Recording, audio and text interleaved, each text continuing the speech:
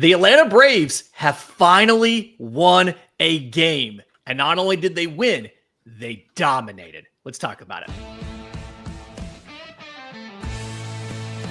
This is the Braves POSTCAST, your instant game reaction for the Atlanta Braves. Part of the Locked On Podcast Network, your team every day.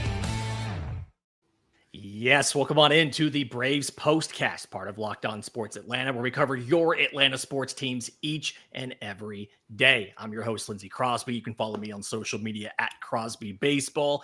That's Jake Mastroianni, host of Locked On Braves. Follow him on social media at Shortstop Ball. While you're there, if you're listening on audio, subscribe to the podcast. Leave us a 5-star review wherever you get your podcast, Spotify, Apple, whatever it might be. If you're on YouTube, subscribe to the channel. Hit the notification bell so you know when we go live every single Braves win the rest of the season, because, Jake, they're not losing another game.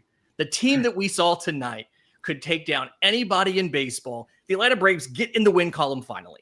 10-0 against the Miami Marlins. Before we get into the details, Jake, how you feeling? Yeah, I mean, it feels good to win, right? I mean, winning cures a lot of ailments, and Braves have certainly been beat up here early on, but to win like that at home, first home game of the year, a lot of good vibes, and hopefully this does lead to something big for the Atlanta Braves. Yeah, they won all around, right? The offense was good. The pitching was fantastic. And I think that's where I want to start. We're going to name a player of the game. And I think we all kind of know who it's going to be. This is the Locked On Player of the Game. Spencer Schwellenbach. 8 innings, a big surprise, right? 8 innings pitched, 2 hits, no runs, no walks, 10 strikeouts.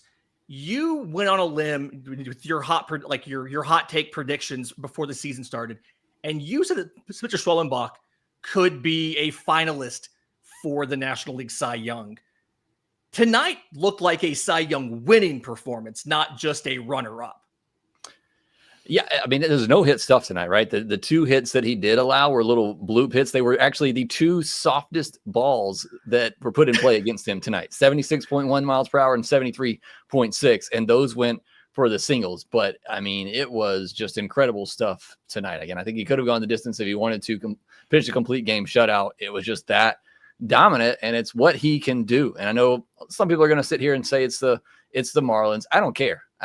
The way he throws the baseball and the way that he looked, it's special. And what I liked about this one, 99 pitches, 42 four-seam fastballs. And I thought that was, and Drake Baldwin's been doing a fantastic job behind the plate, but to make that adjustment to really just lean heavily on that four-seam fastball, I thought was a good call. Because you look at his last start where he threw 90 pitches, it was 17 four-seam fastballs. So there was clearly something that the Marlins hitters weren't picking up with that. Drake Baldwin did pick up on it and put that finger down or press the button, whatever they do now, all throughout the night. And it was fantastic. On his four-seamer, 11 whiffs on 23 swings. You don't see that many whiffs on a four-seam fastball. That is just absolutely ridiculous. And the IBB on it is 16. I mean, that's kind of where you want to be, but it's not anything special. But again, just incredible stuff from Spencer Schwellenbach. Again, the pitcher that we all know he can be. And I mean, it's an up arrow next to his name. Yeah. And one of the big things there with those 99 pitches, 73 strikes. Like, he's never really been anybody who walked a lot of batters, great control and things like that. But he was attacking every single pitch. And I think the big difference here, credit to Spencer Schwellenbach, credit to Drake Baldwin, to your point on the fastballs, is he wasn't doing that waste pitch when you're 0-2. See if they can chase out of the zone on something that's clearly a ball. It's just, I'm going to throw you my best stuff and you're not going to hit it. And to your point, I do like the fact that Baldwin didn't get caught up. You see this sometimes with pitchers who have big arsenals like Schwellenbach does, where he throws 6 pitches, they're all above average or plus, where you kind of want to get too fancy with it. Like, to your point, a lot of four-seam fastballs. Did use the sinker and the cutter as well. So he broke 50% fastball usage overall, but would kind of mix and match. The splitter would be the out pitch a lot to some of the lefties, use the curveball a lot against the lefties, the slider against the righties, really mixing everything. And just never really seemed like he was in trouble. I do think you're right that if it's later in the season, he probably goes the full 9 innings. But tonight, go ahead and let him come in a little bit short there. The start to the season for Spencer Schwellenbach is, like, I don't think people realize 14 innings on the season, 3 hits, 1 walk, 14 strikeouts, and no runs. He is statistically, it's a small sample size, but we love small sample sizes. He is statistically the greatest pitcher in Major League Baseball. Yeah, that's not an understatement at the moment. I mean, with the way that he is throwing the baseball, you give up 3 hits in your first 2 starts, and just the dominant fashion that he's doing it. Like you said, and he talked about it in spring training too. You know, he and Chris Sale talking about being efficient. I think he could go after more strikeouts if he wanted to, but for him, it's more about just throwing strikes and getting quick outs and being able to go deep into the ball game. I know he racked up the strikeouts tonight, but I don't think that's necessarily what he's going for. He's just trying to be efficient, throw strikes with his good stuff, and get hitters out that way, whether it be by contact or, you know, with the strikeouts that he got tonight. So, and he's still a kid. He's still figuring out how to pitch and developing. It's just honestly crazy what he's been able to do so young in his career. The approach, to your point there, it reminds me of Max Fried, because Max Fried's a guy who can he can go and try to get a bunch of strikeouts. He could just get soft contact and things like that. So Schwellenbach obviously learned a lot in that dugout from him last year, learned the efficiency from Chris Sale. Just it's picking up things from everybody, and it's absolutely paying off. In just a second, I want to get to what we're going to be talking about tomorrow, because there's I'm going to give you credit for being right on something. We'll do that next, right here on the Braves Postcast. But first, today's episode is brought to you by our friends at Supply House. Get the supplies you need from the site made for the skilled trades. Supply House. Whether you're in plumbing, HVAC, electrical work, Supply House is a reliable way to order products online. Jake's a big craftsman, does a lot of projects around his house. Supply House is the absolute place you have to go for that. Easy to use website, packed with helpful resources and the latest product info to help you get the job done right. Complete inventory of over 200,000 parts from 400 plus top brands. You'll find exactly what you need delivered fast from coast to coast. So join the Trade Master program today at supplyhouse.com/TM. Start ordering plumbing, HVAC, and electrical supplies with just a few clicks. Plus, use promo code SH5 for 5% off your order. That's supplyhouse.com. Lindsay, Crosby, Jake Mastroianni here to break down this just phenomenal victory. And I think the big takeaway I'm going to have from this game, the thing I'm going to be talking about tomorrow, is the offense and what they did. This is what you'll be talking about. Coming into tonight's game, the Atlanta Braves were 6 for 49 with runners in scoring position. Tonight, they go 7 of 17. It wasn't perfect, mind you, but we saw consistently over and over the Atlanta Braves be able to come through and get those big hits when it mattered. The third inning was the first time where I said, okay, something's different today. Marcell Ozuna gets that 2 RBI double in the 3rd inning. You had a great point about hitting the ball hard and how that is statistically the best way to get the performance. That's how this team's been built. And they had some pretty good numbers doing that tonight.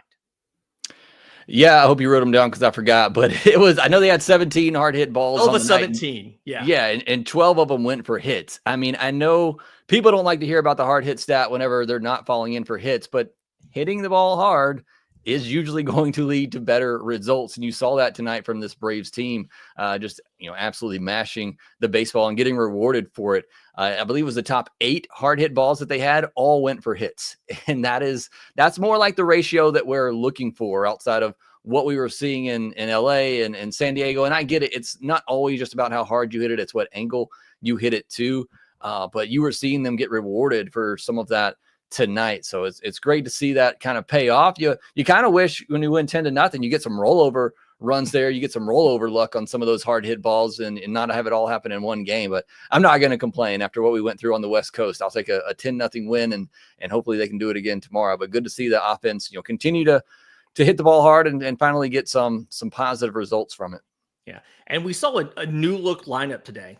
Michael Harris up top, Ozzie Albies right behind him, then Marcell Ozuna. And there was a couple moments in that road trip where Ozuna was hitting ahead of Harris or Albies or both, and they were really kind of stranding him a lot. But you look at this lineup today, 3 for 5 out of the leadoff spot by Michael Harris, 2 for 5 for Ozzie, 3 for 5 for Ozuna, scores 3 runs, gets 3 RBI as well. Matt Olson goes 2 for 5. Ozuna and Olson go back-to-back on homers.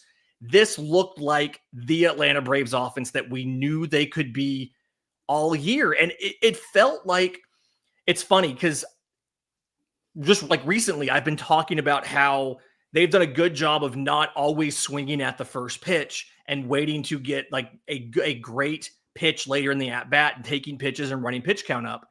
And there was a couple moments today where they let first pitch meatballs go by. But overall, good approaches in this game, and everybody in the lineup except for your number 9 hitter picked up a hit. Even Drake Baldwin gets his first RBI on the board finally. Was this 12 of 17 on hard hit balls? Was this just the luck turning, or is this is how the Braves are built? And when they got back home, it just for some reason worked for a night.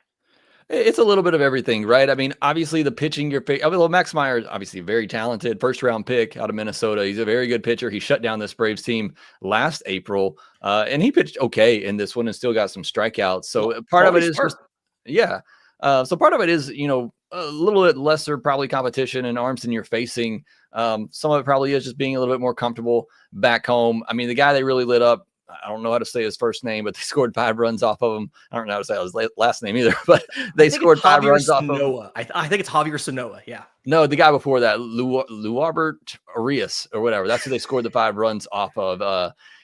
Clearly, I think it was his first career outing. The Braves just kind of got after him. But Michael Harris, a big game for him. 5 hard hit balls in this game, 3 hits in that leadoff spot.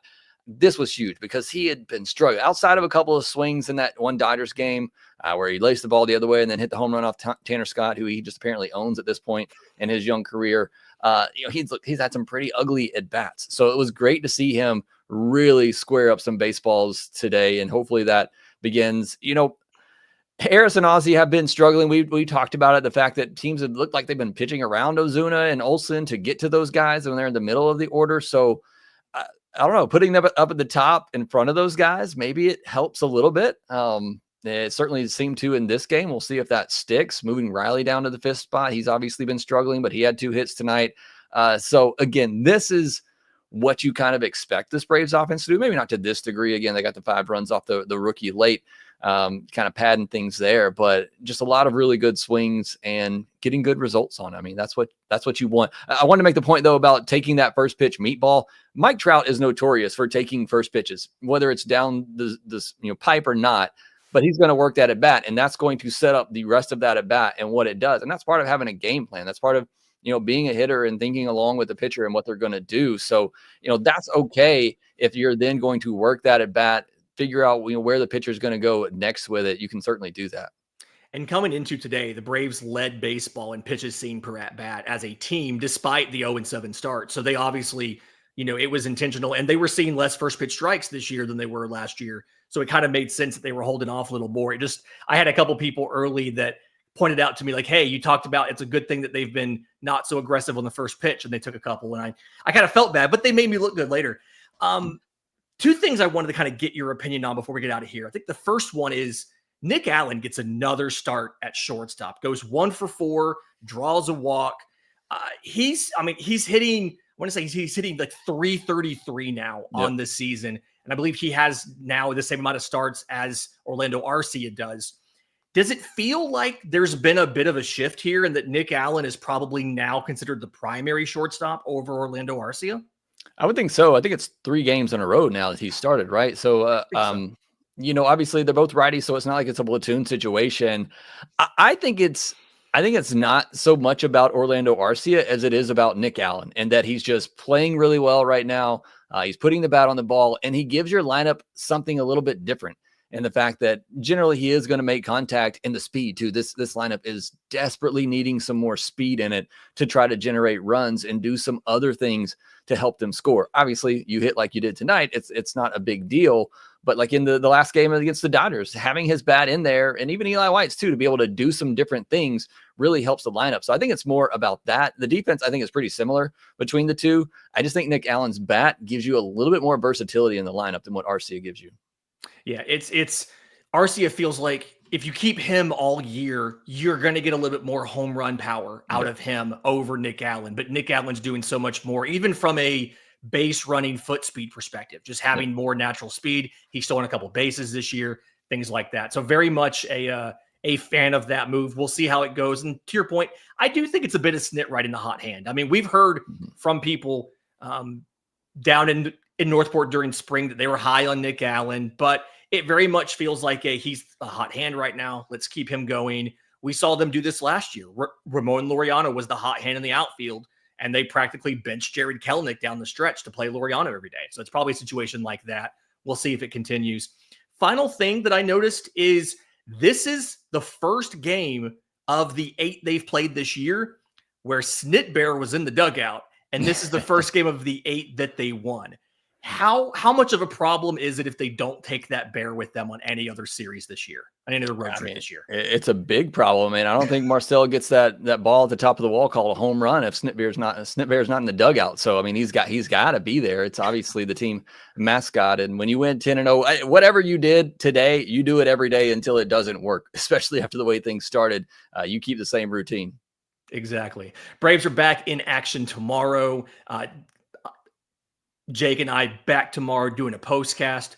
Do us a favor while you're on audio, subscribe to the podcast feed, Apple, Spotify, wherever you get your podcasts. If you're on YouTube, subscribe to the channel, hit the notification bell so you know when we go live. Hopefully to talk about another win tomorrow. But in the meantime, 10-0 win for the Atlanta Braves. They are in the win column. We will see you guys tomorrow on the Braves postcast.